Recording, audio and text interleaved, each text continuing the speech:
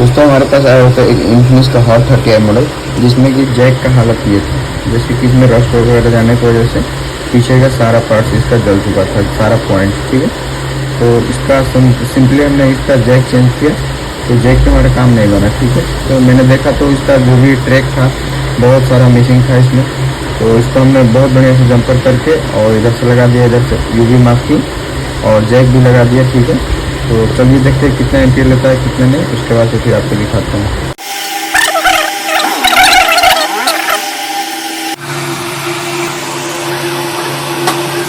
तो जैसे कि आप सभी ने देखा है 1.7 एम्पियर ले रहा है चार्ज, जो कि एक नॉर्मल फ़ोन के लिए बहुत अच्छा चार्जिंग माना जाता है। तो दोस्तों अगर वीडियो अच्छी लगी तो लाइक करके फॉलो करें।